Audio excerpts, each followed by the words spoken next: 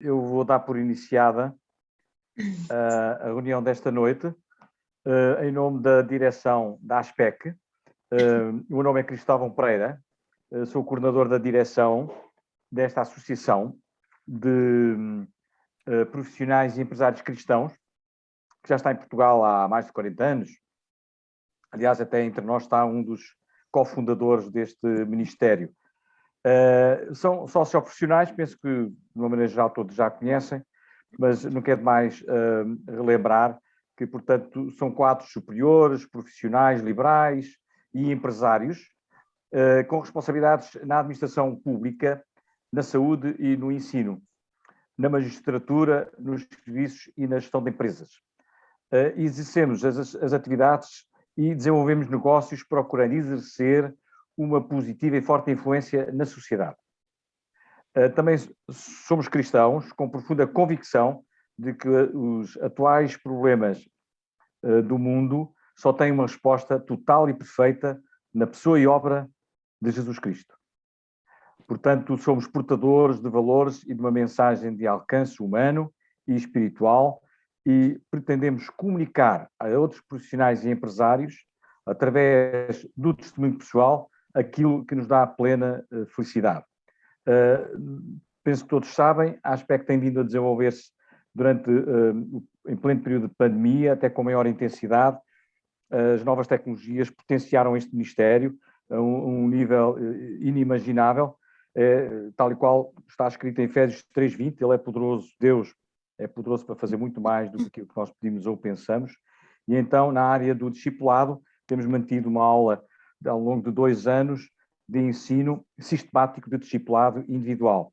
E também uma série de webinars, entre os quais este, que desde já agradecemos à doutora Sara Ramalho a sua disponibilidade, é provavelmente já o 12º ao longo de mais de um ano, sobre os mais variados temas, sejam técnicos, sejam de caráter empresarial, sejam de caráter minimamente espiritual. Estamos muito contentes e alegres, sabemos que está a servir de bênção para toda a comunidade evangélica em Portugal, e não só, e estamos também constituindo uma grande base de dados, que neste momento ultrapassa já as 400 pessoas das mais variadas áreas de negócios, atividades profissionais, professores, catedráticos, médicos, engenheiros, enfim, para criarmos brevemente uma grande frente, e iremos comunicar para 2022 um grande projeto que nós chamamos Parceiros de Confiança. E tudo isto para realmente cooperar, e esta é a nossa visão, e com isto termino, a visão de que somos um braço da Igreja em missão no local de trabalho, onde a Igreja não chega quanto à sua atividade normal, diária ou semanal, de igrejas locais. Nós, de segunda a sexta-feira, procuramos estar de forma interveniente no mercado de trabalho, onde se fazem negócios, onde se processa a vida, onde se processa realmente a grande oportunidade de apresentarmos a singularidade da pessoa de Jesus, nosso único e suficiente Salvador. Posto isto, eu vou passar a palavra ao meu colega de direção, o vice-presidente, o Dr. João Botelho, que é colega da nossa oradora, e ele vai apresentar então a doutora Sara Ramalho. Por favor, João. Então, boa noite a todos, muito obrigado pela vossa presença.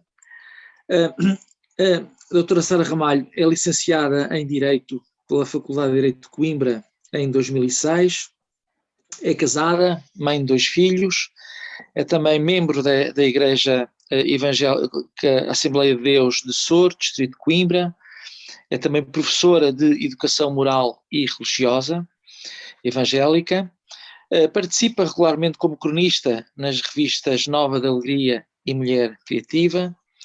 Além disso, é também formadora na área do direito da segurança e do direito estradal e membro da Associação Empresarial SOR. Muito obrigado, Sara, pela sua disponibilidade e pela partilha.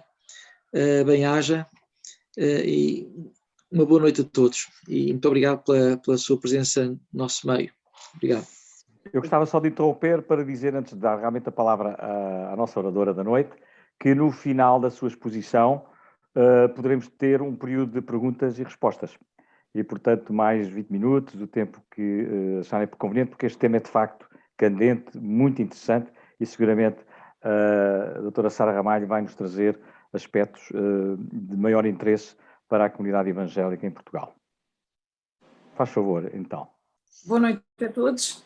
Apresento os meus cumprimentos e os meus agradecimentos, antes de mais, pelo convite que me foi endereçado. Agradeço, não posso deixar de começar por agradecer a Deus, porque é sempre Deus que nos honra com estes preciosos convites, e sou grata a Ele pelas oportunidades que eu tenho de ter partilhado e de partilhar a minha experiência, o meu ministério também. Agradeço à ASPEC, na pessoa do irmão Cristóvão Pereira, pelo amável convite, sinto-me profundamente honrada e grata. Considero que não seja totalmente merecedora desta honra, mas farei o meu esforço por honrar o convite que me foi endereçado, e é um privilégio muito grande poder aqui falar acerca desta temática. Agradecer ao Dr. João Botelho pela sua apresentação, e não posso deixar de dizer que é uma pessoa que tem grande estima, tenho os seus livros, tenho-os autografados, portanto para mim é um privilégio também poder ter sido apresentada por si.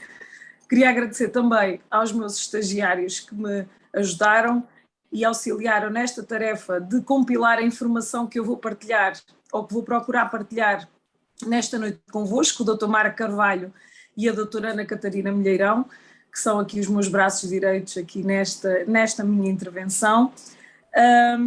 E não podia deixar de abordar uma temática com esta dimensão sem referir todos os contributos e prestar a minha sincera e devida homenagem a todos aqueles que permitiram que nós hoje pudéssemos abordar a temática da liberdade religiosa.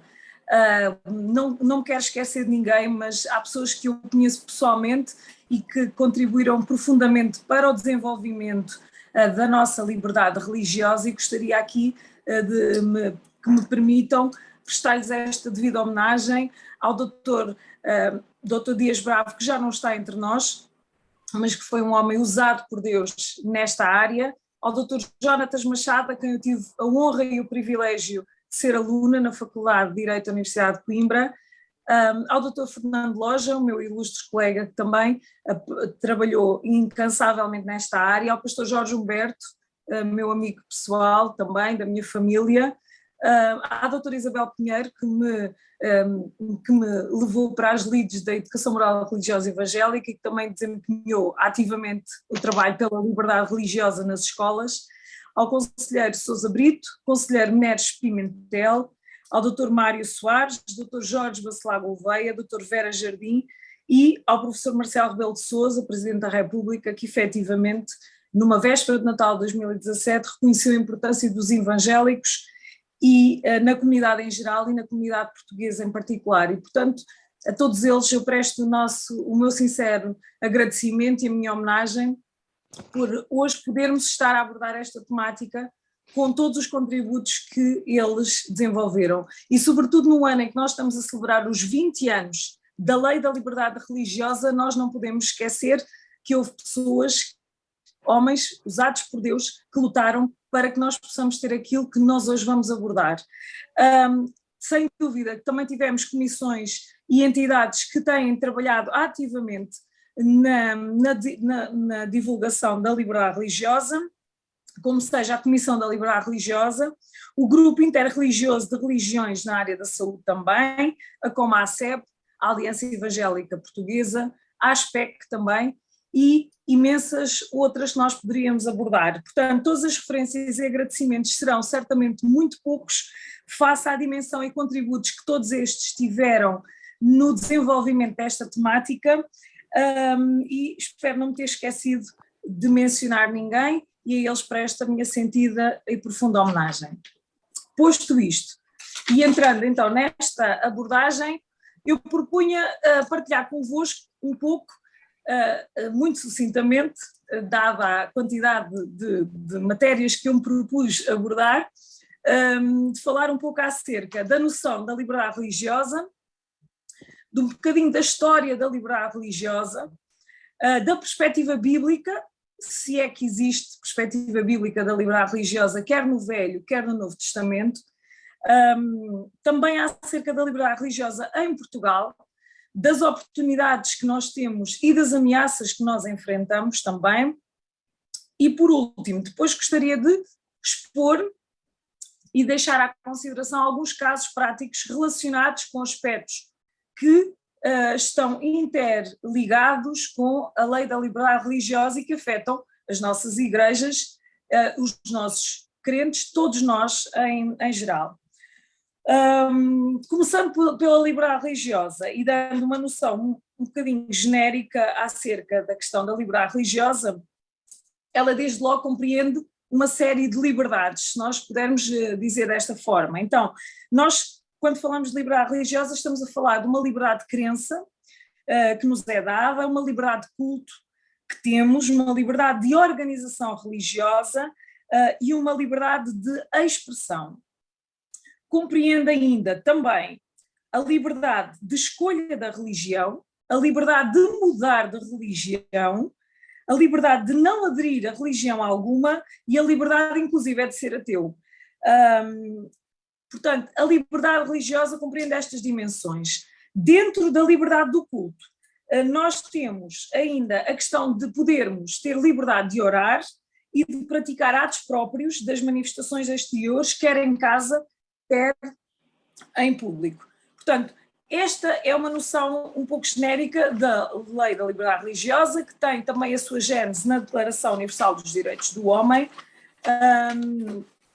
Historicamente, o termo liberdade de religião refere-se um pouco à tolerância de diferentes sistemas de crenças teológicas, em sentido genérico, enquanto que a liberdade de culto, por outro lado, representa aqui um pouco uma liberdade individual.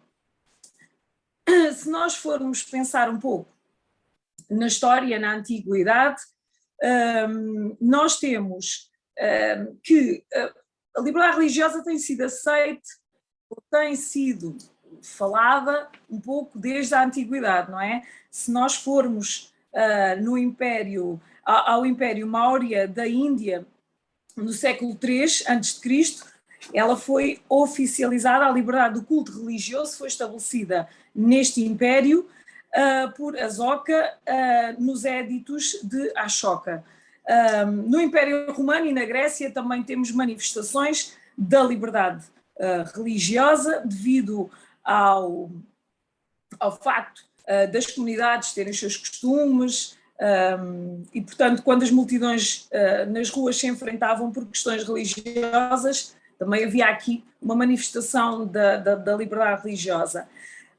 Temos exceções de regiões ou outras religiões que possuíam uma posição de poder e que aí a liberdade religiosa não estava tão presente. Podemos pensar em religiões como o judaísmo, o zoroastrismo, o cristianismo, o islamismo, e muitas destas religiões muitas vezes não estava muito presente. A liberdade religiosa também foi declarada por Maomé no século VII para os muçulmanos, judeus e pagãos. Portanto, o caifado islâmico garantia a liberdade religiosa nas condições que as comunidades não muçulmanas aceitassem certas restrições e pagassem alguns impostos especiais. Indo para a Idade Média e para a Idade Moderna, também temos no reino da Sicília de Rogério II, que foi caracterizado pela sua natureza multiétnica e de tolerância religiosa, em que tínhamos a presença e a convivência de normandos, judeus, muçulmanos, árabes, gregos, bizantinos, lombardos e sicilianos que viviam em harmonia. Em 1517, com a reforma protestante, iniciada por Lutero, o luteranismo demonstrou aqui uma grande controvérsia sobre a liberdade religiosa, sobretudo porque a religião luterana foi perseguida inicialmente pela religião católica, até Carlos V, em 1555, no Sacro Império Romano, em que houve uma concordância em tolerar o luteranismo na paz de Augsburgo. Portanto, aqui tanto o catolicismo quanto o luteranismo continuavam a perseguir outras religiões, como o anabatismo, E em Genebra, João Calvino instalou um governo de caráter teocrático, proibindo as demais religiões. Só em 1558, com a Dieta da Transilvânia de Turda, declarou livre a prática de ambas as religiões, católica e luterana, mas proibiu o calvinismo. Portanto, há aqui uma tolerância religiosa, mas não tanto, não é? Passando um bocadinho mais para os Estados Unidos, após a sua independência, também na Declaração de Independência dos Estados Unidos, no Bill of Rights do Estado da Virgínia, em 1776, afirma categoricamente que todos os seres humanos são, pela sua natureza, igualmente livres e independentes, e o reconhecimento definitivo de que todo o poder pertence ao povo e, por conseguinte, dele deriva.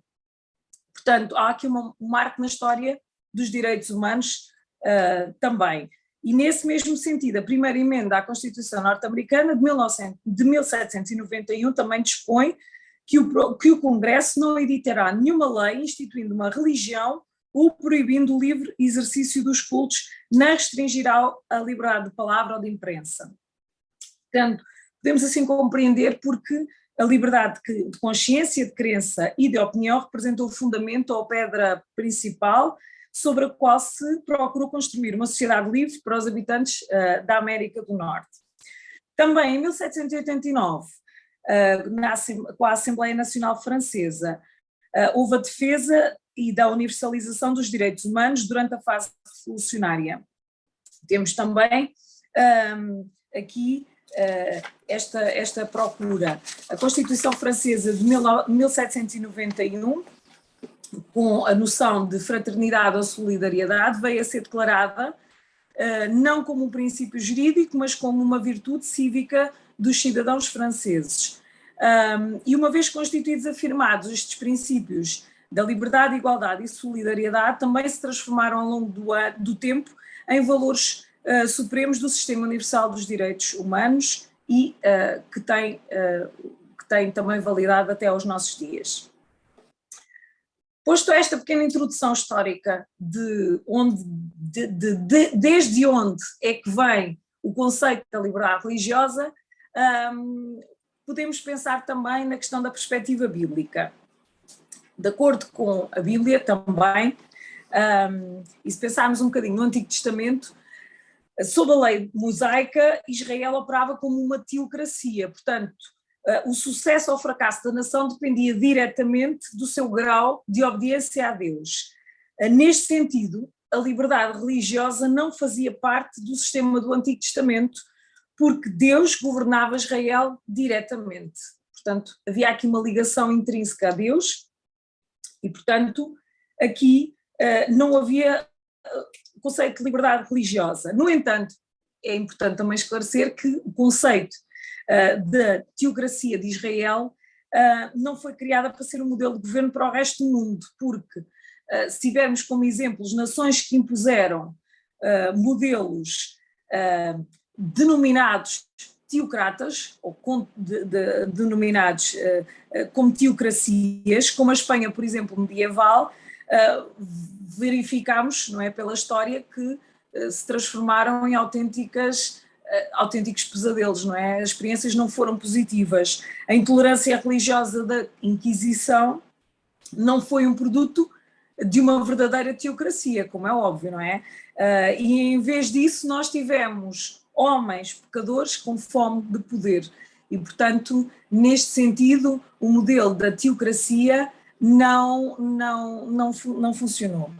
No Novo Testamento, nós já temos uma imagem mais clara do papel que Deus ordenou para o governo, em Romanos 13, 3, 4, em que temos delineadas as responsabilidades do governo, as quais são simplesmente punir as más ações, recompensar boas ações e retribuir justiça. Sendo assim, Deus tem dado ao governo determinados deveres, mas a imposição de um determinado sistema de culto não está entre eles. Portanto, posto isto, considero que não há qualquer conflito entre os princípios bíblicos e o princípio cívico da liberdade religiosa. Portanto, na verdadeira acessão que os cristãos permitem tal liberdade. Ou seja, temos, por outro lado, governos, tais como o islâmico, o hindu e o budista, que não permitem que haja liberdade religiosa. Portanto, países como o Paquistão, a Índia e o Tibete são, como um todo, intolerantes a outras religiões. Governos ateístas, como a ex-União Soviética, também provaram ser contrários, antagónicos, em relação à livre expressão religiosa. Portanto, de alguma forma, temos aqui esta perspectiva bíblica. Ainda de acordo com o princípio bíblico da liberdade religiosa, o conceito de liberdade de religião é bíblico por várias razões. Primeiro, porque o próprio Deus estende uma liberdade de religião para as pessoas. E a Bíblia também tem vários exemplos disso mesmo. Se nós pensarmos em Mateus 19, no versículo 16 a 23, em que temos o exemplo do jovem governante rico que vem até Jesus, em que depois de uma conversa com Jesus, em que ele se retira triste, optando por não seguir a Cristo, o foco aqui desta passagem é que Jesus o deixou ir. Ele não forçou a crença nele. Portanto, a fé é, de alguma forma, dirigida, comandada, certo, mas não coagida. Portanto, todos têm que ter a liberdade de escolha da sua fé. Em Mateus 23, 37, também, nós vemos o desejo manifesto por Jesus de reunir os filhos de Jerusalém para si, mas que não foi aceito. Esse desejo não foi cumprido e, portanto, se Deus dá aos homens a liberdade de escolher aceitá-lo ou rejeitá-lo, então nós também o deveremos fazer. Por outro lado, em segundo lugar, a liberdade de religião também, de acordo com a Bíblia, respeita a imagem de Deus no homem, desde logo vertida em Gênesis 1, versículo 26, porque parte da semelhança de Deus é a vontade do homem. Portanto, Deus respeita as nossas escolhas na medida em que Ele nos dá a liberdade para tomar as decisões em relação ao nosso futuro. Nós temos o livre-arbítrio. Portanto, e temos vários exemplos. Em Gênesis 13, 8 a 12, temos em Josué 24, 15, e mesmo que isso implique tomarmos decisões erradas, há um respeito da parte de Deus pelas nossas decisões, sejam elas quais forem. Portanto, de acordo com este princípio, se Deus permite que nós possamos escolher, nós também devemos permitir que outros o possam fazer.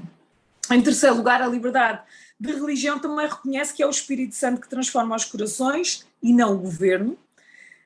João 6,63, e portanto somente Jesus pode salvar.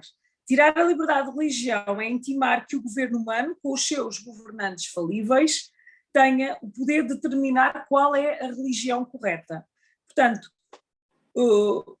no entanto, a palavra de Deus diz-nos que o reino de Deus não é deste mundo e, portanto, ninguém se torna cristão por um decreto ou por um governo, ou por uma obrigação instituída pelo governo. Portanto, nós somos feitos cristãos pela graça de Deus, através da fé em Jesus Cristo, Efésios 2, 8 e 9.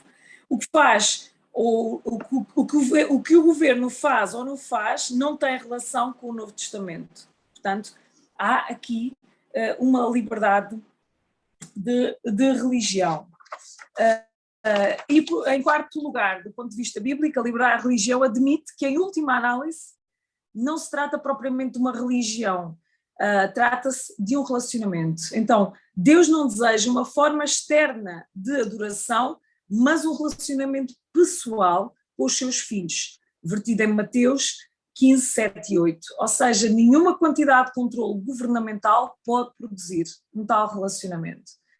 E, portanto, entendemos que, efetivamente, do ponto de vista bíblico, também há aqui esta questão da liberdade religiosa, abordada em várias passagens bíblicas, em vários contextos bíblicos, muito interessantes que nos levam a pensar que temos que analisar e temos que ponderar esta questão também de uma perspectiva talvez mais ampla, mais abrangente, de forma a podermos abarcar mais religiões neste conceito da liberdade religiosa.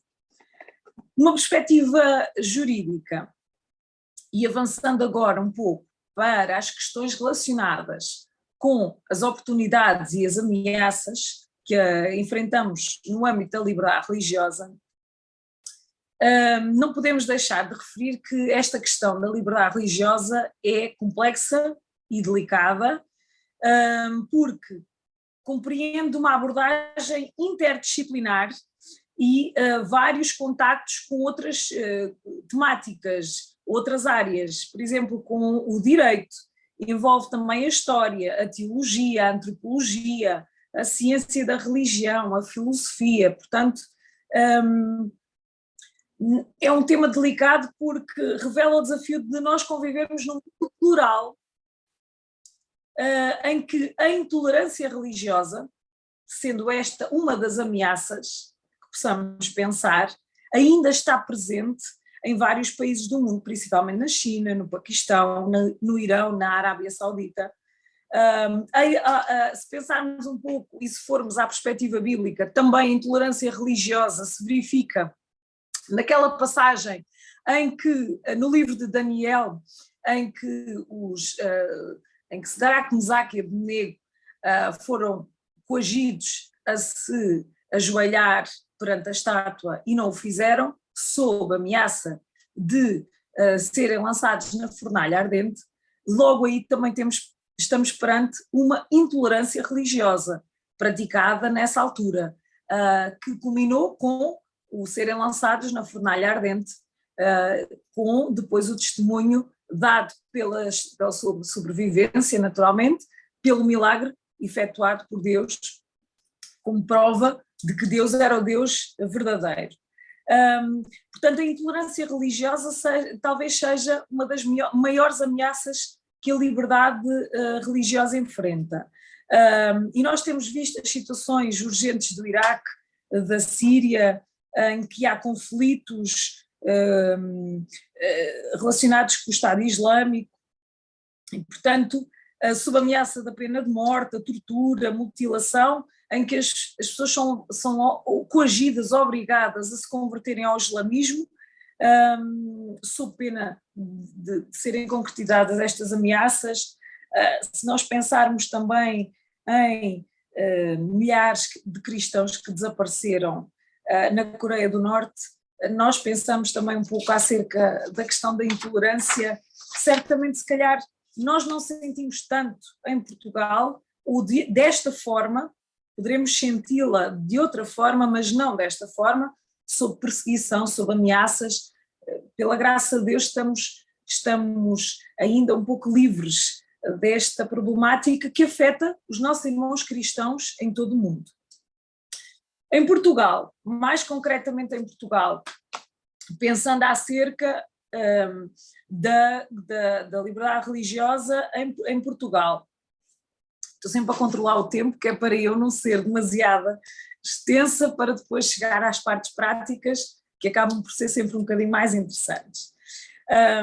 Desde logo, em Portugal, nós temos a consagração da liberdade religiosa na Constituição da República Portuguesa. Portanto, desde logo, a nossa maior base fundamental, nossa lei fundamental, a Constituição da República Portuguesa, que no seu artigo 41 prevê a liberdade de consciência, de religião e de culto, sendo que é inviolável, ou seja, é um direito supremo, chamemos-lhe assim. Portanto, ninguém pode ser perseguido, privado, isento de obrigações ou deveres cívicos por causa das suas convicções ou prática religiosa. Ninguém pode ser perguntado por qualquer autoridade acerca das suas convicções ou prática religiosa. As igrejas e as comunidades religiosas estão separadas do Estado e são livres na sua organização e no exercício das suas funções e do culto, é garantida a liberdade de ensino de qualquer religião, é garantido o direito à objeção de consciência. Então, o governo tenta proteger este direito a todos os níveis, não tolerando o seu desrespeito, quer por agentes governamentais, quer por agentes privados. Portanto, o governo é secular, laico.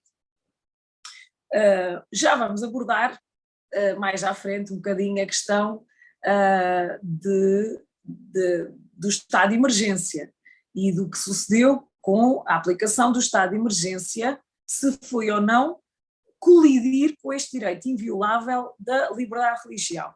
Mas vamos deixar em aberto essa questão.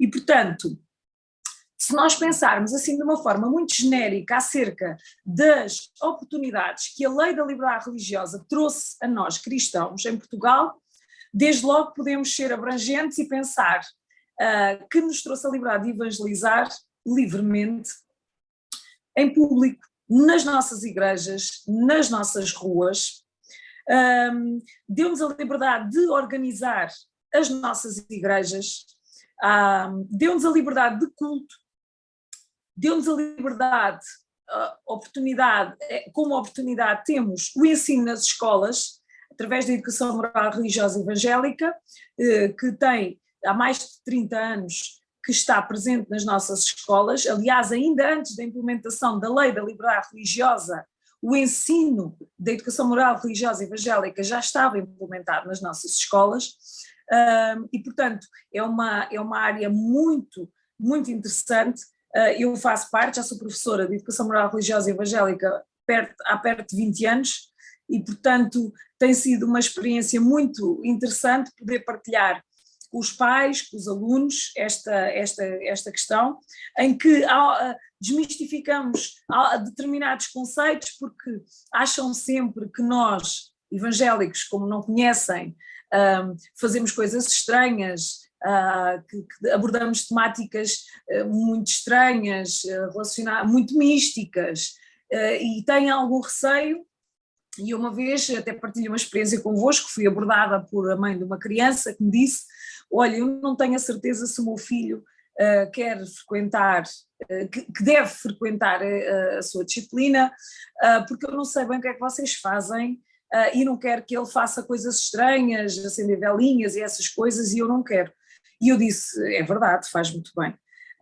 Mas o que nós abordamos na nossa disciplina tem a ver com o respeito pelos outros, respeito pelos pais, os princípios da obediência, os valores cristãos que são intrínsecos a todas as religiões. Mas se você entende que o seu filho não deve estar sujeito a este tipo de ensinamentos, tem toda a liberdade para não o colocar nestas disciplinas. E a pessoa realmente ficou a olhar para mim porque achava que nós fazíamos ali uma coisa muito estranha, mas não.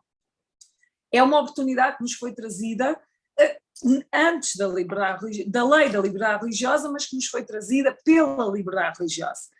Uma outra oportunidade que nós podemos pensar tem a ver, e com aspectos mais práticos, com os benefícios fiscais que as igrejas têm ao abrigo da lei da liberdade religiosa, designadamente isenção de IMT, que é o imposto municipal sobre as transmissões de imóveis, que é um imposto que é pago, tem que ser pago cada vez que há uma transmissão de um imóvel, mas do qual as igrejas estão isentas.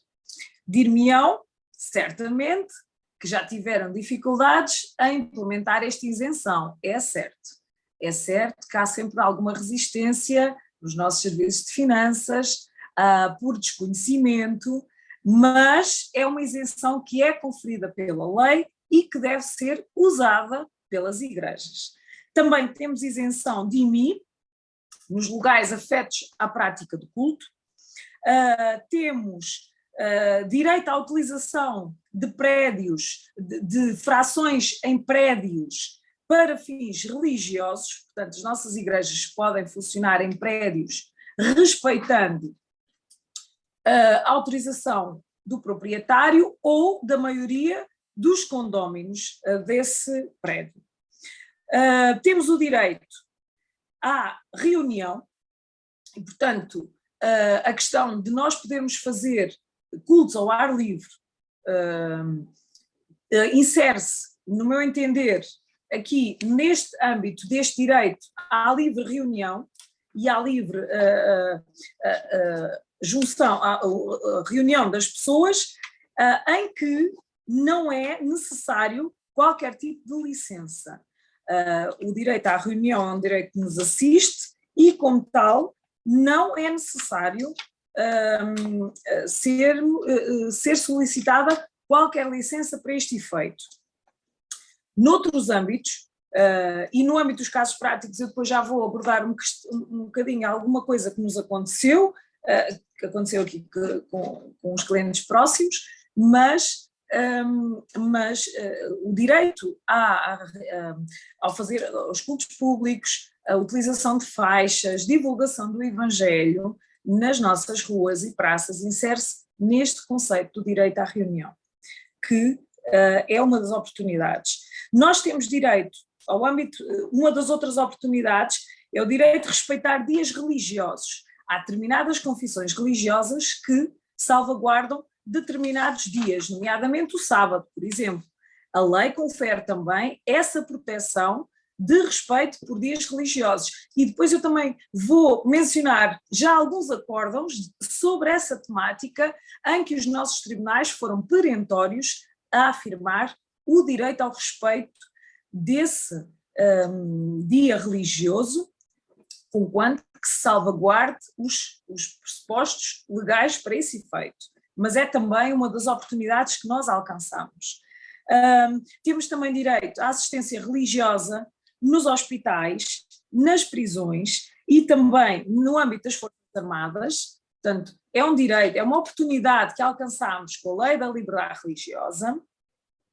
Temos também a promoção de estudos interreligiosos, a participação em eventos religiosos, temos o direito à objeção da consciência também, o direito ao uso de símbolos religiosos, alcançamos também um aspecto muito importante também, que é o tempo de emissão das confissões religiosas, que na nossa televisão está patente através da Fé dos Homens, na RTP2 e também na Rádio Antena 1, nós temos direitos de antena. Para além disso, há inúmeras igrejas espalhadas por todo o país, que também através da rádio têm manifestado e têm também feito a divulgação de programas de índole caráter religioso. Portanto, temos tempo de emissão de confissões religiosas. E temos também o registro das pessoas coletivas religiosas e também a questão da erradicação das igrejas, que permite, nomeadamente, a celebração de casamentos religiosos, coisa que até então estava salvaguardada e restrita à Igreja Católica. Hoje, uma igreja evangélica, cumprindo os pressupostos da erradicação, pode celebrar casamentos também nas suas igrejas. De alguma forma, e de uma forma muito prática, estas foram as oportunidades que nós conseguimos obter através da liberdade religiosa de uma forma muito geral. Portanto, nós temos todos estes princípios, estes direitos que nós alcançamos, que devemos pô-los em prática, que devemos usufruir deles, e que muitas vezes por desconhecimento acabamos por não implementá-los, mas que foram direitos adquiridos por todos aqueles que lutaram para que nós pudéssemos hoje alcançar estes direitos. Ameaças. Já falámos acerca da intolerância, efetivamente. O direito à liberdade religiosa, de alguma forma, também visa proteger o fórum interno do homem.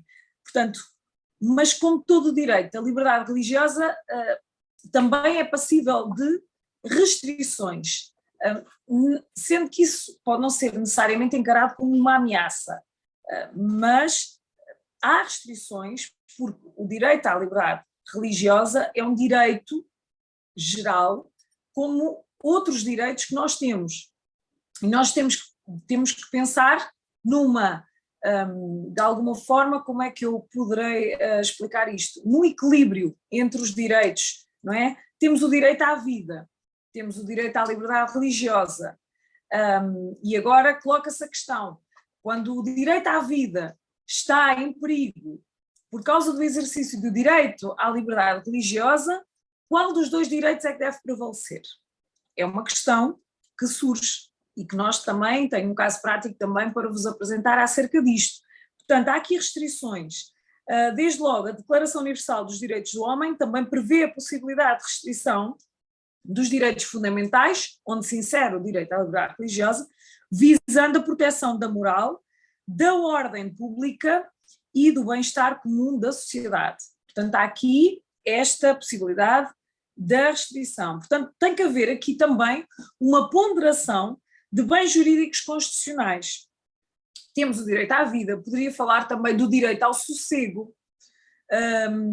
Quando nós estamos perante o exercício do direito à liberdade religiosa, em que o façamos de forma ruidosa, por outro lado temos o direito ao sossego, também é um direito que assiste, não é? Tem que haver aqui uma ponderação.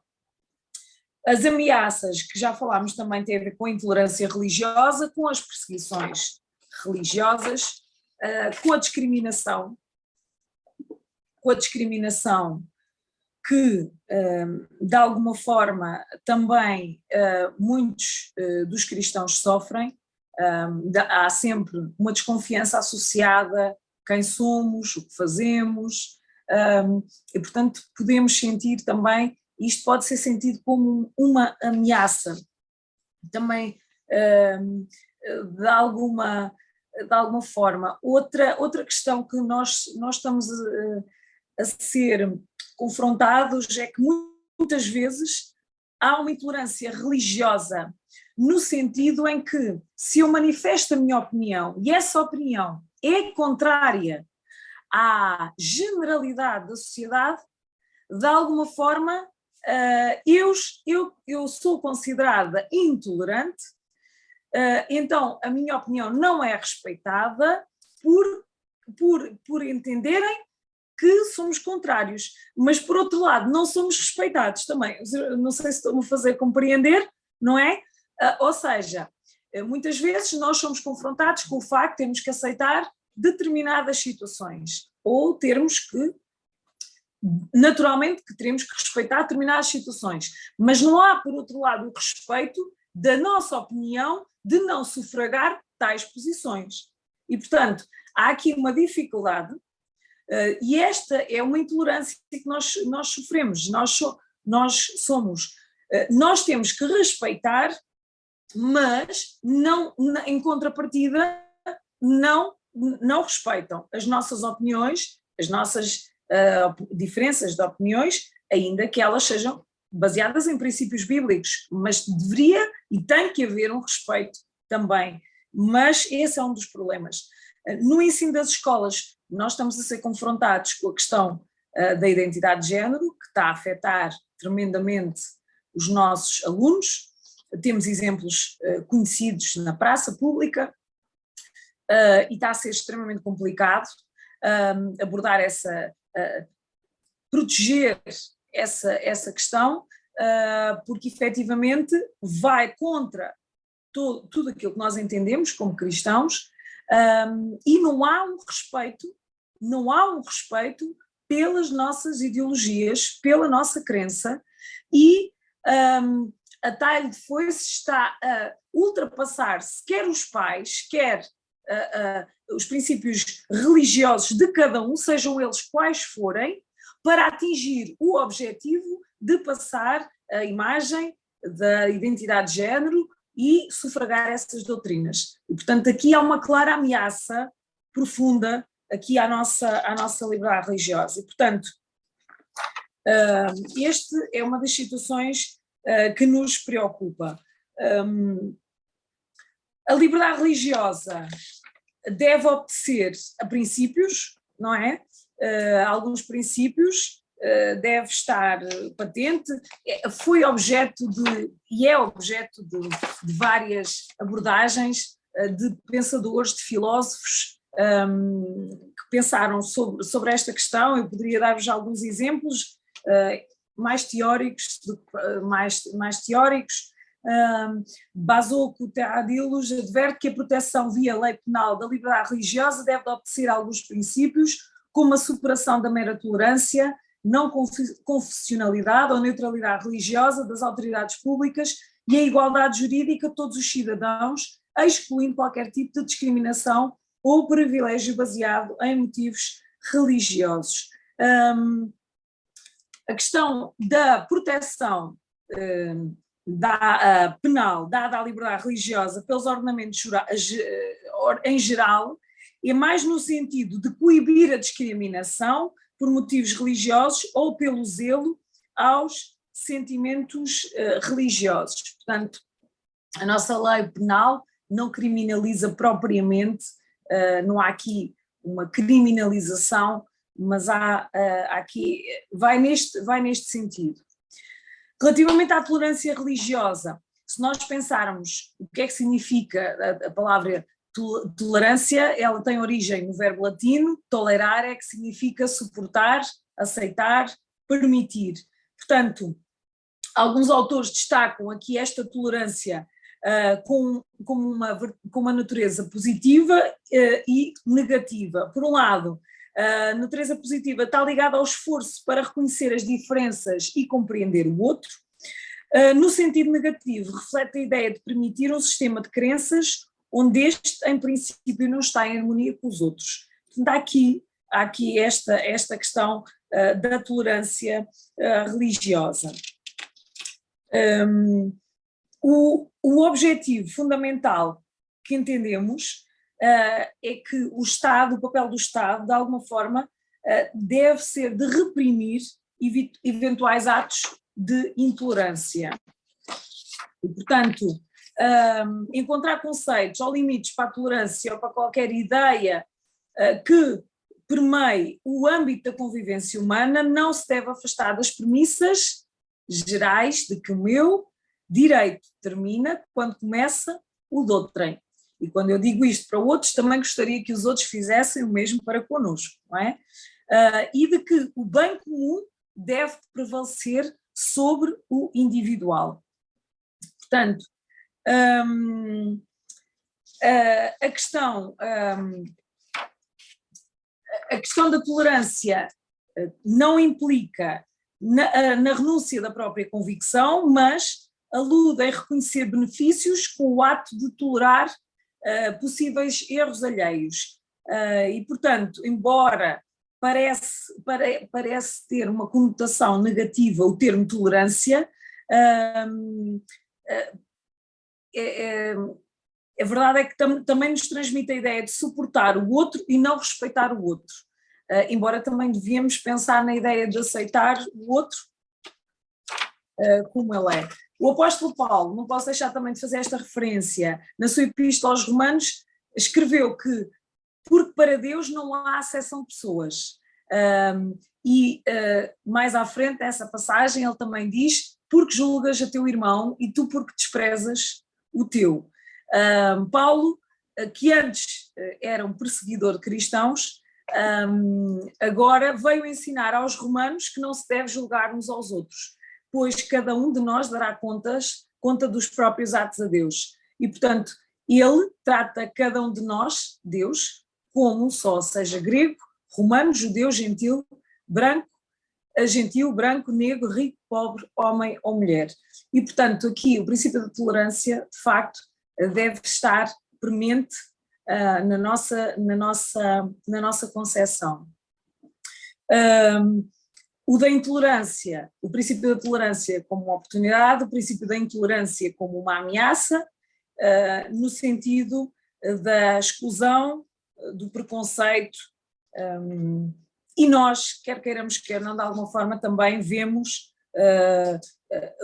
intolerância manifesta quando não há um respeito pelo uso de símbolos religiosos, como seja, por exemplo, o véu islâmico, de alguma forma há uma demonstração de não respeito pela liberdade religiosa do outro, ainda que nós não concordemos com ela, não é? Mas a liberdade religiosa também nos deve levar a pensar que temos que respeitar. A palavra de Deus também nos diz que não é por força nem por violência, é pelo Espírito. E, portanto, nós não podemos querer à força converter as pessoas, não é? Nós temos que esperar que seja o Espírito Santo que faça esse papel. E como cristãos devemos ter isso presente. Avançando agora para uma área mais prática, eu acho que estou ainda dentro do tempo, ok? Vocês façam algum sinal se acharem que já estamos assim a ultrapassar. Questões práticas que que estão interligadas aqui com a questão da liberdade religiosa e que de alguma forma a podem afetar. Por exemplo, a questão das licenças de ruído. Eu dou-vos um exemplo prático, do qual tenho conhecimento. Houve uma determinada situação, não vou concretizar, por razões óbvias, em que uma entidade religiosa cristã evangélica solicitou uma licença especial de ruído para efetuar um concerto evangélico noturno. Nesse mesmo dia, também a Igreja Católica solicitou ao mesmo município uma licença especial de ruído para efetuar uma procissão. Procissão essa que iria passar na zona onde iria ser realizado o respectivo concerto. Quid iuris? Perguntamos nós, o município deferiu as duas licenças de ruído, com a salvaguarda de que se deveriam respeitar mutuamente. Posto isto, como é que isto se colocou em prática? Ora, o concerto começou antes da celebração religiosa católica e quando a procissão ia passar precisamente na zona do concerto, houve uma interrupção do concerto com a expressa indicação que, por respeito aos praticantes da religião católica, que iriam passar aos participantes da procissão, iria suspender-se o concerto até que a procissão terminasse. E assim foi. Suspendeu-se o concerto, as pessoas que estavam a assistir ao concerto, muitas delas iriam participar da própria procissão, portanto foram para a procissão, e quando terminou a procissão, então deu-se continuidade ao concerto, onde inclusive as pessoas que participaram acabaram por voltar e acabaram por participar da atividade.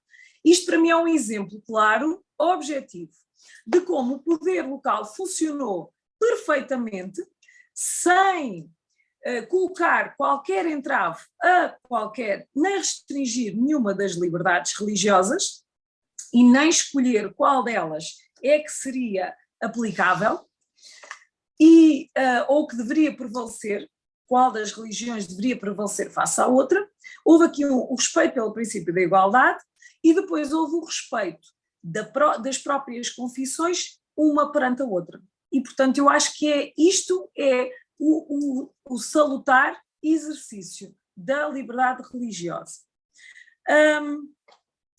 Outras questões, e relativamente a estas temáticas das licenças do ruído e das atividades com ocupação de espaços públicos, isto deve ser visto e analisado à luz dos próprios regulamentos locais.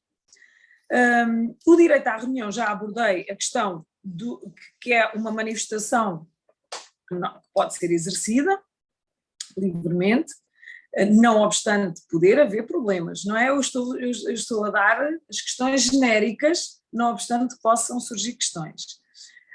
Por exemplo, em termos práticos, acerca do respeito pelos dias religiosos, nós já temos acórdãos nesse sentido, um deles foi muito divulgado, que foi o de uma juíza adventista que quis exercer o direito do exercício do dia religioso, que numa primeira instância não foi concedido, mas mais tarde veio a ser respeitado, atendendo a que se enquadrava nos limites da lei. Portanto, a nossa lei já vai no sentido do respeito pelos princípios da liberdade religiosa.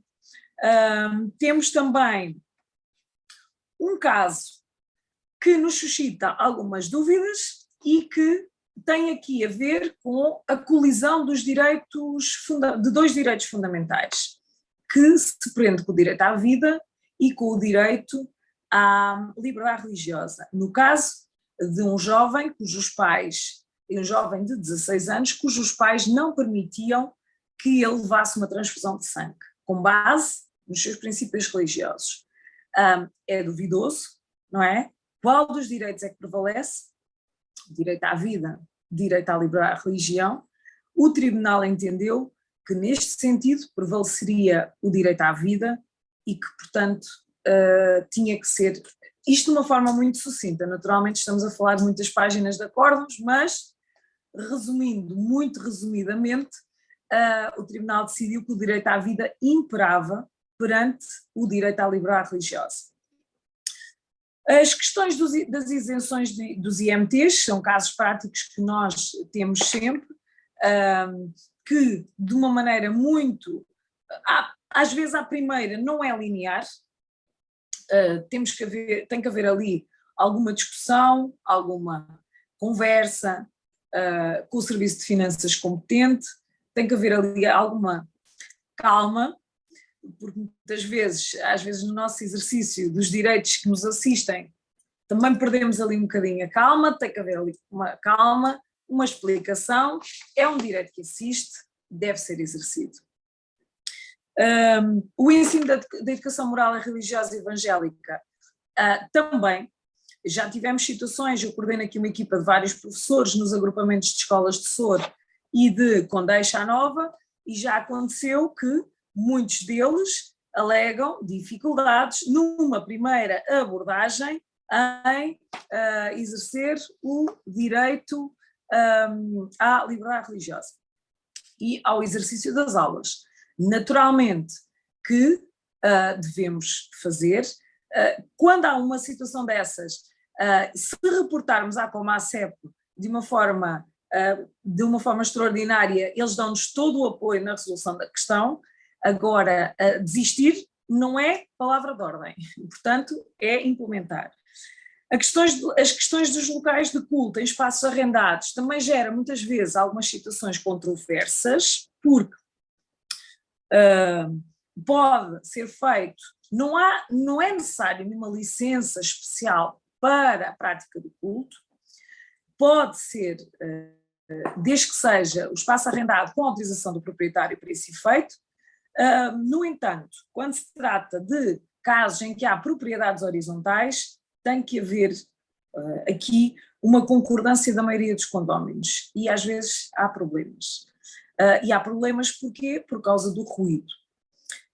Quando há estas situações, em última análise, efetivamente o presidente da Câmara do município tem o poder, dever de suspender a atividade por questões sonoras. É a análise que eu tenho feito.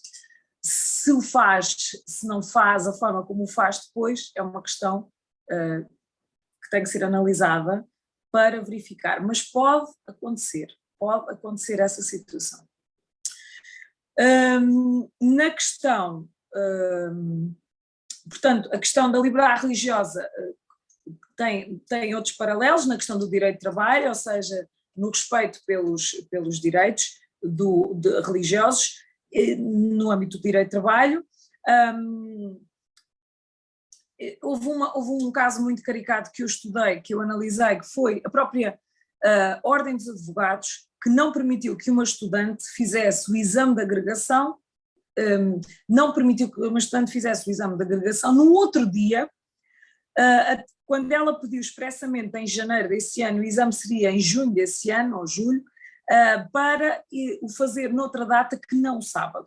A Ordem dos Advogados não aceitou e mais tarde o tribunal veio a declarar que era uma violação do princípio da liberdade religiosa que assistia à estudante e que lhe permitia então fazer, e quando a ordem, a dar uma outra data para que o exame fosse feito em data que não colidisse com o direito religioso. Posto isto, acho que já abordei pelo menos todas as temáticas assim um bocadinho, e deixo à vossa consideração. Muito bem. Muito obrigado, doutora Sara Ramalho, pela sua excelente e completíssima apresentação, diria mesmo erudita, porque de facto foi muito incisiva, e agradecemos, particularmente em nome da direção, a sua disponibilidade e excelente apresentação.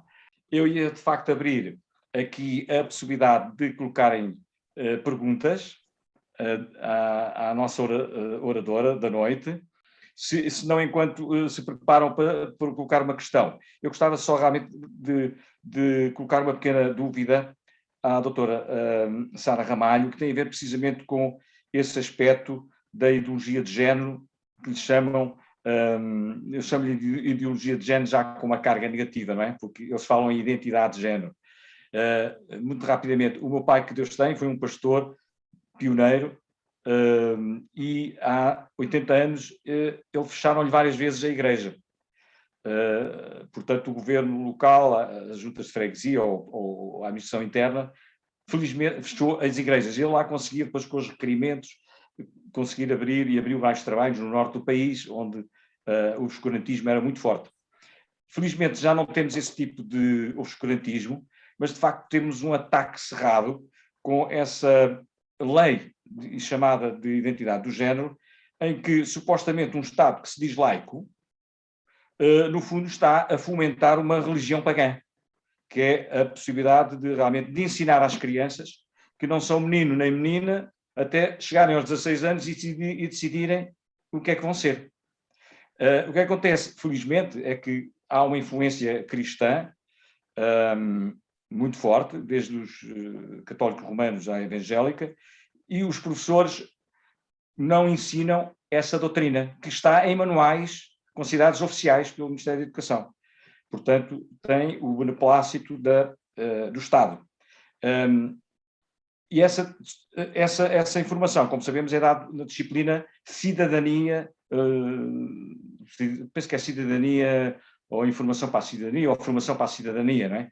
Mas em vez de realmente estarem a ensinar as pessoas a serem corretas no trânsito, etc., no seu comportamento cívico na rua, efetivamente têm indicações para ensinar autênticas provocações para a formação judaico-cristã dos portugueses. A minha pergunta é, não haveria aqui espaço para os nossos constitucionalistas, e sabemos que temos alguns da nossa área de influência, abordarem este tema nesta perspectiva de que, sendo um Estado laico, no fundo estava efetivamente a tornar-se um Estado fomentador de uma religião pagã? Sem dúvida que essa temática, e creio que já tem vindo a ser muito debatida, e temos visto muitos cristãos a batalhar muito sobre isso. A irmã Maria Helena Costa, que eu me recordo, e outros irmãos, efetivamente merece uma atenção mais cuidada, e se calhar precisava aqui de uma intervenção mais premente. O facto daquela família de Guimarães ter ido até tão longe nessa temática, até pode ser uma porta aberta também para que possa haver mais imposição nesse sentido, porque como as coisas estão na maneira como estão, é necessário que haja realmente uma intervenção muito mais direta. E precisamos, esta área certamente precisa de ser mais trabalhada do que está ainda, não é? Nós temos um caminho a percorrer, porque se calhar fomos surpreendidos também, um pouco surpreendidos, porque tudo isto foi muito trabalhado às escuras. Foi trabalhado às escuras, continua a ser trabalhado às escuras. Eu ainda há cerca de 2 semanas estava a falar com um jovem estudante do ensino básico, em que ele me pediu ajuda no sentido de contrapor aos professores da universidade dele, de que o ensino e o direito, que havia direitos constitucionalmente consagrados e havia o direito no Código Civil relativamente de os pais terem o direito de educar os filhos, porque o que lhe estava a ser ensinado no próprio ensino superior era de que aqueles professores que estavam a ser ensinados a ministrar às crianças de forma que elas não transmitissem aos pais, porque os pais não tinham quaisquer direitos nem deveres sobre elas. E isso não é verdade, não é? E, portanto, ele pediu-me ajuda porque iria fazer uma intervenção na universidade e gostava de estar munido da lei para, de alguma forma, poder contrapor com aquilo que estava a ser ensinado. E, de facto, isto está a ser já ensinado aos professores que vão sair do ensino superior, não é? Por pessoas que não entendemos quais são as motivações para estar a fazer. Claro, de um ponto de vista espiritual, compreendemos claramente que é o objetivo do inimigo, atingir e potenciar aqui um descrédito, uma desconfiança, poder minar a nossa sociedade, os princípios bíblicos, os princípios da família, portanto, tudo isto, claro que entendemos que há aqui um aspecto satânico muito grande, não é? E, portanto, estas pessoas estão a levar os nossos jovens estudantes a gerir esta informação, ensinando às crianças que não devem partilhar com os pais, que não devem falar com os pais sobre aquilo que aprendem. Portanto, é preocupante, sem dúvida, é muito. Muito bem, muito obrigado. Mais perguntas?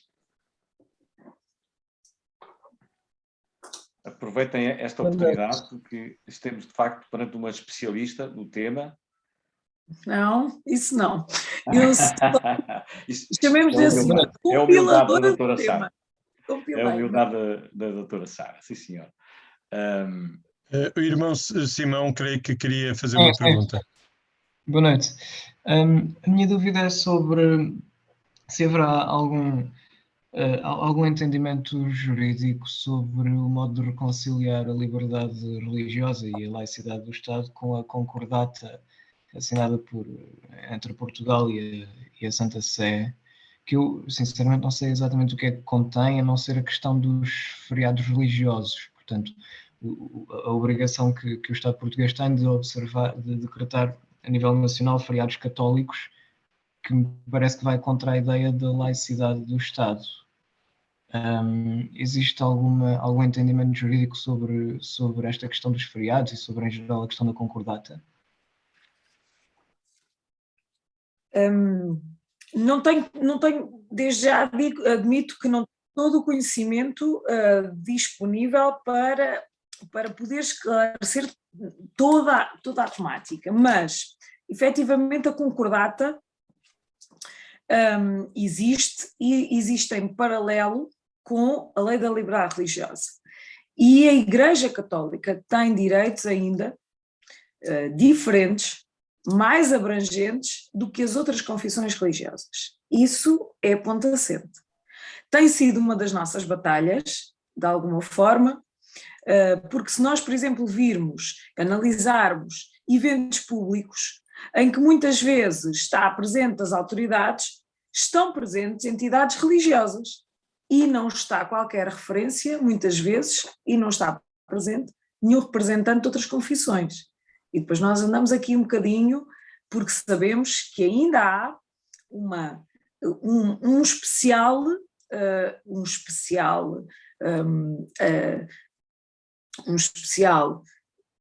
tratamento da Igreja Católica devido à concordata.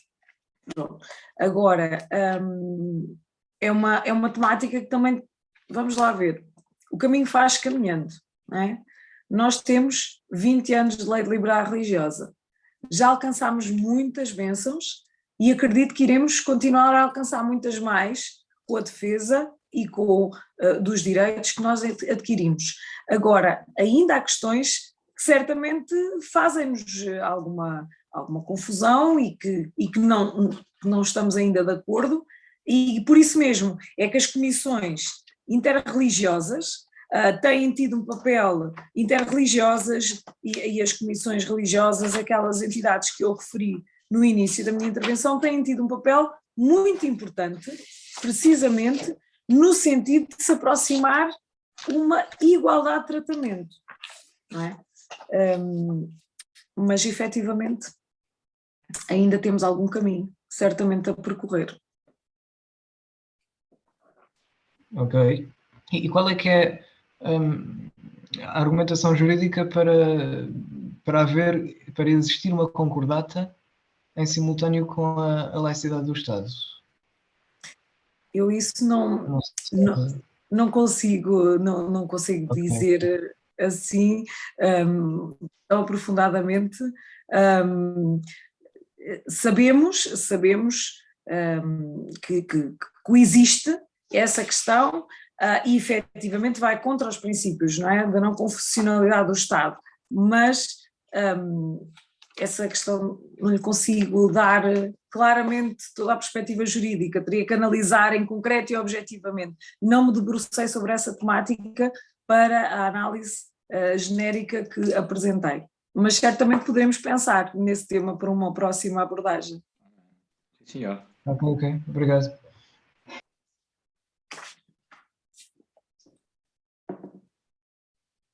O Paulo Batista. Olá, Boa noite. Olá, boa noite. O meu nome é Paulo, sou pastor aqui na cidade do Porto, uma igreja evangélica, e em primeiro lugar agradeço a oportunidade de participar nesta coisa tão relevante, né, tão pertinente, especialmente nos nossos dias. Tenho só uma ou duas questões muito rápidas. A primeira, se calhar, é assim um bocado difícil de responder, porque tem a ver com esta lei de liberdade religiosa que nós temos, e quanto à laicidade do Estado. Eu penso que em parte alguma da nossa Constituição diz que o Estado é laico. Penso que é no artigo 41, por aí, que diz que a Igreja ou as igrejas estão separadas do Estado, que é diferente. É diferente dizer que o Estado que é laico, não é? Porque eu penso que, por definição, laico significa que não sofre controlo nem influência, neste caso por parte da religião.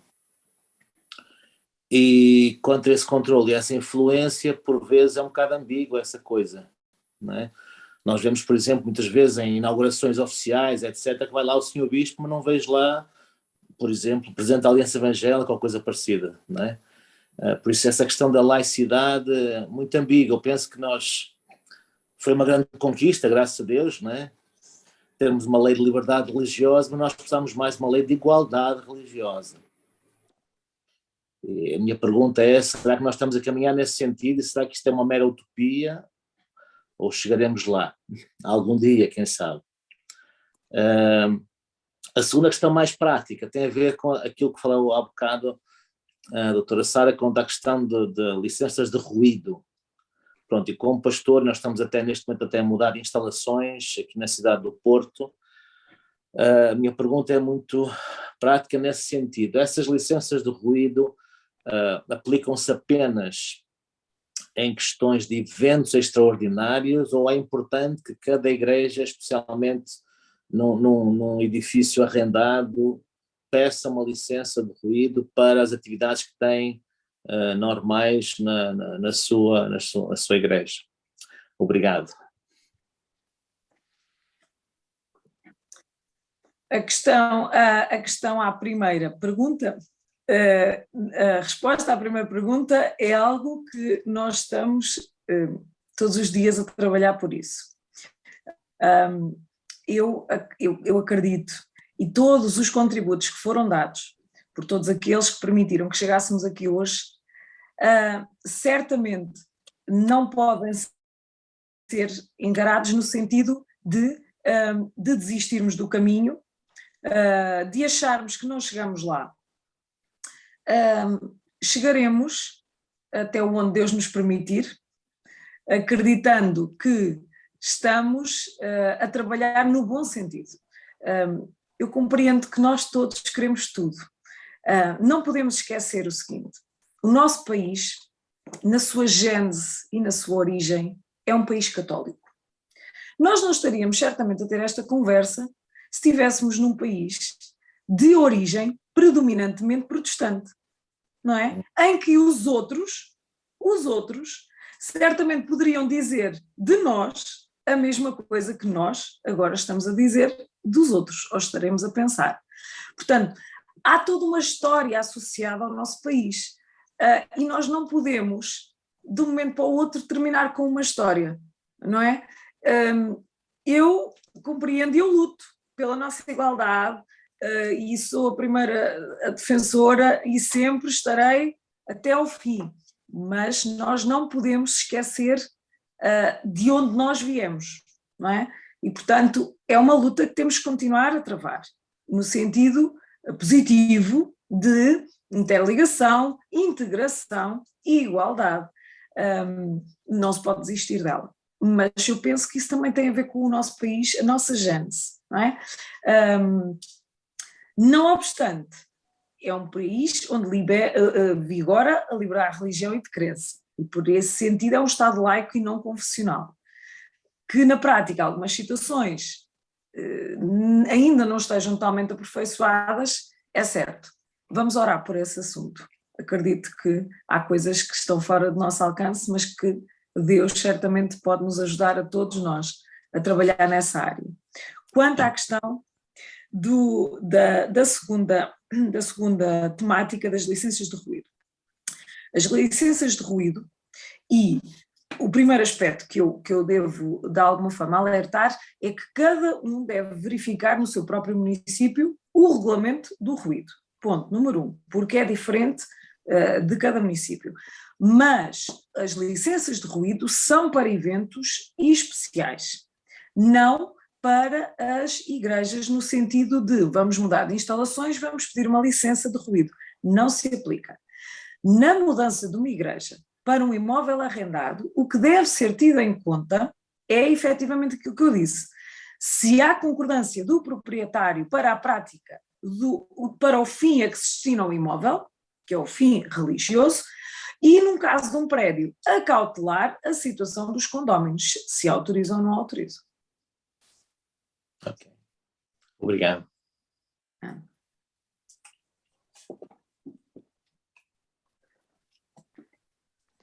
Mais questões? Eu era capaz só, aqui não será tanto uma pergunta, mas será uma constatação, ainda voltando ao primeiro tema da minha questão. Quando saiu a lei sobre a identidade de género, que foi de forma capciosa, como disse a doutora Sara, antes das férias, foi o último decreto-lei, antes dos deputados irem de férias. E o nosso Presidente da República assinou por baixo, ok?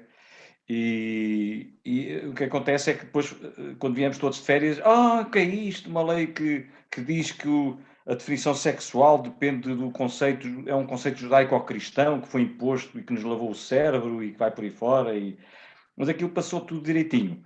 Mas, entretanto, de facto, eu tive a oportunidade, a ASPEC até deu apoio a uma sessão de divulgação, ainda antes da pandemia, sobre o tema, e algumas pessoas começaram a abrir um pouco os olhos, não é? Face ao que estava na lei. Mas isso é interessante porque depois fui convidado para estar a apresentar o tema na nossa perspectiva à direção de uma grande comunidade, eu não vou dizer o nome porque não vai criar algumas, à direção mesmo nacional, e é interessante que a resposta que nos foi dito foi que não tencionavam exercer qualquer pressão sobre o poder político para não serem alvo de discriminação ou qualquer revanche. Quer dizer, iam só fazer informação aos seus crentes e habituais, internos, não é? Mas que não iriam fazer qualquer pressão política, por assim dizer, para não prejudicar a posição da sua denominação no contexto das liberdades que já tinham conquistado. Provavelmente essas liberdades que referiu de algumas questões ligadas com os dias especiais de religião. Isto não será que, efetivamente, nós temos um déficit de luta pelos nossos direitos, tendo a lei que temos enquanto comunidade evangélica?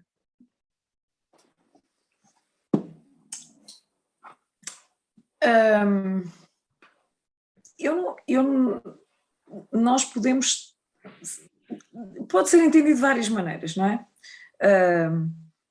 A Aliança Evangélica tem desempenhado um papel extraordinário sempre que acontece alguma situação. E temos visto a intervenção. Às vezes pode não ser tão visível aos nossos olhos.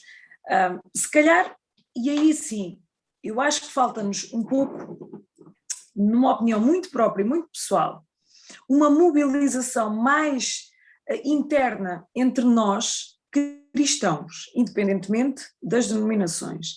E aí sim, se calhar, às vezes, a mobilização entre nós, às vezes, não é tão notória. Nós, quando vemos, por exemplo, as marchas da defesa pela vida organizadas por associações, muitas delas nem são cristãs, ou outras são, há logo uma união, uma defesa, e às vezes nós sentimos que muitas vezes nós, como cristãos e nas nossas igrejas, às vezes estamos muito fechados, muito centrados nas nossas atividades, que são imensas, nas nossas coisas, que são tantas, e que às vezes falta-nos um bocadinho mais uma intervenção pública e cívica.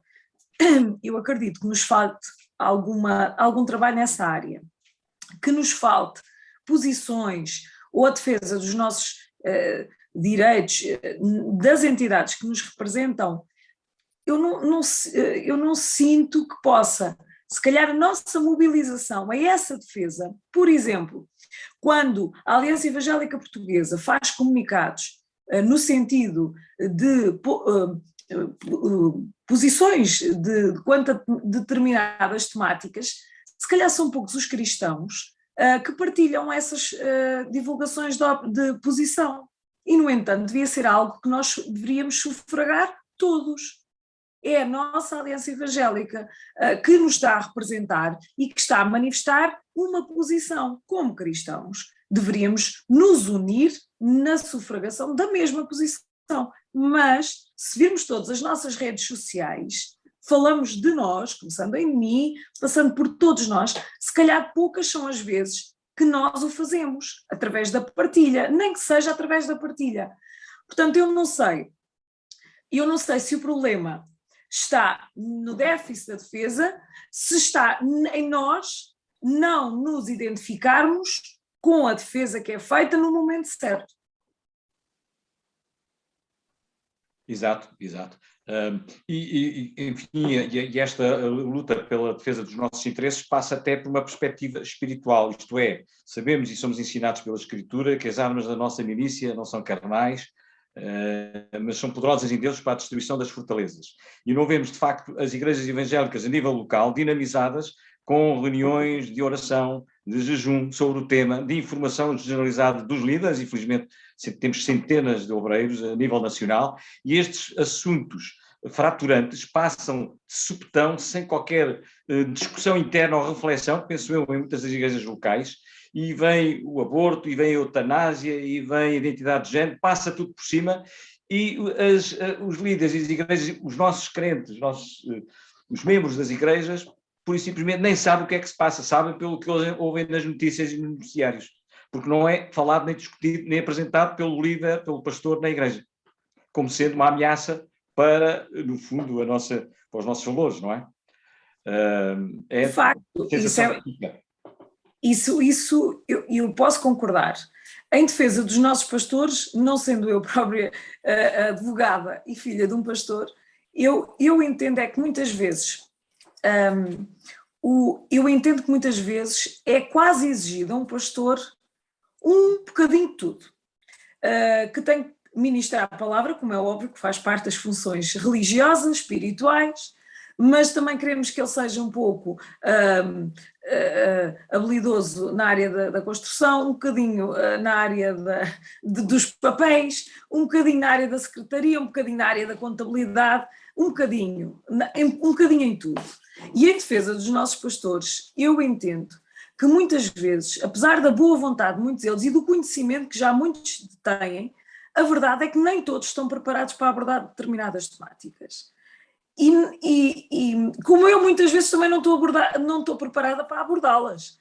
E, portanto, nós temos que respeitar que possamos promover nas nossas igrejas, não tendo que passar necessariamente pelos pastores, mas por outras pessoas que as nossas igrejas hoje têm, formadas, preparadas, especializadas para falar sobre essas temáticas, eu concordo em absoluto.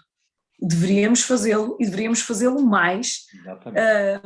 Isso sim, não tendo que passar por eles necessariamente, mas essas dinâmicas, que concordo em absoluto. É importante para nós como cristãos termos noção de determinadas temáticas, do ponto de vista médico, do ponto de vista não necessariamente espiritual, não é? Do ponto de vista espiritual, porque para isso estão lá os pastores, exatamente, e fazem, muitos deles, o trabalho de uma forma extraordinária, mas essas vertentes mais práticas deveriam ser pensadas e repensadas nas nossas igrejas e abordadas, não necessariamente em cultos, não é? No sentido de uma mensagem, mas em seminários, em reuniões práticas, em chamadas de atenção, quiçá em reuniões de professores de escola dominical, mais viradas para professores de escola dominical, reuniões de grupos, enfim, mas concordo, sim.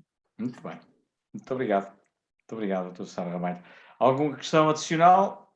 São 10h30, passou já meia hora sobre o tema. Esta era a ideia, ter uma hora de apresentação, meia hora de perguntas e respostas. Se efetivamente não houver mais nenhuma questão, quero redobrar o nosso profundo agradecimento pela disponibilidade da oradora desta sessão. Como referimos, no último ano e meio, tratámos de temas da área do clima, com enfoque bíblico, na área da psicologia, com enfoque bíblico, da tecnologia, com enfoque bíblico, sempre com o valor acrescentado da visão que esse livro extraordinário, a Bíblia Sagrada, tem para os nossos valores. E este é o nosso projeto, que é a ASPEC, pretende, efetivamente, constituir-se como uma associação abrangente, transversal, que envolva não só as elites, mas até pessoas que estão no mercado de trabalho com funções. Basta ter uma profissão, não tem que ser doutor nem engenheiro. Se for um eletricista, pode ser associado à ASPEC. Se for uma cozinheira, pode ser associado à ASPEC. Ok? Há muita gente que diz, é uma associação de doutores, engenheiros e de empresários. Não é. É efetivamente aberta, porque nós temos como vocação e visão essencial a transmissão do Evangelho de Jesus Cristo, da grande comissão. Tornar cada profissional uma testemunha eficaz e pertinente no lugar onde está. Não adianta muito irmos para a igreja, cumprirmos os nossos deveres religiosos e depois passa nada de segunda a sexta-feira, não é? Isso é religiosidade. Temos, e a nossa direção está muito unida neste objetivo e, pela graça de Deus, temos um crescimento de associados extraordinário e pensamos até formar aquilo que nós chamamos o projeto de parceiros de confiança, que é a oportunidade de nos conhecermos numa base interdenominacional, ok? Onde é que estão os valores, as capacidades, os talentos, não só das igrejas batistas, das assembleias, dos presbiterianos, da igreja do Nazareno, etc. Toda a comunidade evangélica. E é interessante que temos, e com isto praticamente eu vou terminar, temos, por assim dizer, já relações também de amizade muito fortes com a nossa congénere católica romana.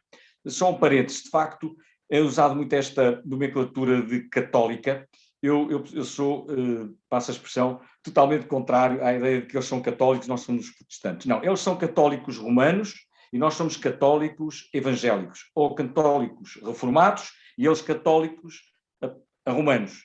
Porque, parecendo que não, sob o ponto de vista de conversação até do dia a dia, se nós dizemos que somos evangélicos e eles são católicos, nós já estamos num degrau abaixo. Porque, infelizmente, o obscurantismo é tão grande ainda que eles consideram que um evangélico é uma seita. E muita gente não entende isto. Muito líder e pastor não percebe ainda a realidade que corresponde aos nossos 2% de representação sociológica enquanto comunidade. E eles dizem que são 98, não são 98. Os nossos 2% são muito mais ativos e intervenientes, felizmente, na sociedade portuguesa do que eles, que só têm, efetivamente, aquele grande momento em Fátima, aquele momento que todos conhecemos em maio. Mas, claro, que a questão da concordata foi aqui lançada, é os países da Europa do Sul, e há até quem identifique o atraso dos países da Europa do Sul à forte predominância do catolicismo romano. Os países da Reforma são todos países evoluídos, países avançados, abertos para, de facto, a manifestação do grande poder de Deus na vida das pessoas. Estamos numa Europa adormecida, mas, amados irmãos, não vamos perder a esperança. A ASPEC está aqui como braço da Igreja em missão no local de trabalho, para fazer a diferença, e vamos fazer a diferença em 2022 e seguintes. Durante a pandemia já se fez sentir e a aderência está a ser extraordinária. Seja dos empresários, estamos a descobrir homens extraordinários e mulheres extraordinárias de norte a sul do país que querem dizer: quero estar convosco e estou convosco. E vamos ajudar os nossos líderes e as igrejas locais neste processo de tornar relevante o Evangelho e a nossa fé na pessoa bendita de Jesus. Posto isto, só restam 2 palavras de agradecimento à presença também do nosso presidente da mesa da Assembleia Geral, o engenheiro António Vera Cruz. Está ali muito carinho, ele não pôs identificação. Um grande abraço. E também ao meu pastor António Ramalho, que é o pai da nossa oradora da noite. Ele também esteve connosco a maior parte do tempo, penso. E um abraço para ele também. Muito nos honram com a sua presença. E uma palavra de agradecimento a todos os que mantiveram-se a pé firmes, as horas já vão avançadas, mas tivemos um excelente quórum e um bem-aja especial para a oradora da noite, a nossa querida irmã Sara Ramalho, pelo seu extraordinário esforço, porque isto foram seguramente muitas horas de estudo e de pesquisa para esta apresentação. Uma palavra final. Esta apresentação está disponível no YouTube, no ASPEC TV, a ASPEC já tem uma televisão online, vocês sabem que é o streaming do YouTube, mas não procurem por ASPEC, porque vai ter uma marca da Ferrari. Não podemos alterar a marca ASPEC, é muito conhecida em Portugal ao longo destes 40 anos, mas procurem por Associação de Empresários e Profissionais Cristãos. Vão encontrar, tem lá imensos conteúdos já, muitas horas de discipulado, dos webinars anteriores, de ensino, etc. Muito virado para quem está na batente do dia-a-dia do trabalho, ok? Por isso, nós continuamos focalizados em ajudar os nossos profissionais e os membros das nossas igrejas locais, e, aliás, essa é uma condição para se fazer parte da ASPEC, é estar envolvido com uma igreja local, ok? Eu vou pedir só, então, ao nosso querido colega da direção, Agostinho Teixeira, que é administrador da FAPIL SA, uma grande empresa líder da distribuição de produtos domésticos. Ele é um homem muito comprometido com a área do discipulado. Ele tem uma aula há 2 anos online, onde está ensinando novos convertidos. E ele realmente tem o dom de ensino. Eu ia lhe pedir que ele nos despedisse em oração, acabando e terminando esta reunião. Muito bem, vamos então agradecer. Nosso Deus e Pai, muito obrigado por este tempo de volta deste tema tão importante e que muitos de nós não temos ainda assim tanto conhecimento, Pai. Senhor, muito obrigado também por todas as conquistas que já temos alcançado nesta nação, neste campo da liberdade religiosa, Pai. Agradeço também, Senhor, a explicação que a irmã Sara nos esteve a fazer esta noite. Senhor, nós queremos pedir-te, Senhor, que nos dês graça perante o povo português, graça perante as autoridades e graça perante o governo português, Pai, para que possamos continuar a fazer a obra que tu nos tens chamado a fazer e a vivê-la no nosso dia-a-dia, Pai. Senhor, abençoa cada um dos teus filhos aqui presentes, Pai, e dá-lhes uma noite de descanso, Pai. Muito obrigado, no nome do teu Filho Jesus. Amém. Muito obrigado a todos vós por terem estado aqui conosco. Muito obrigado, Sara, e muito obrigado a todos vós por terem estado connosco. E muito Obrigado. Boa noite a todos. Um abraço a todos.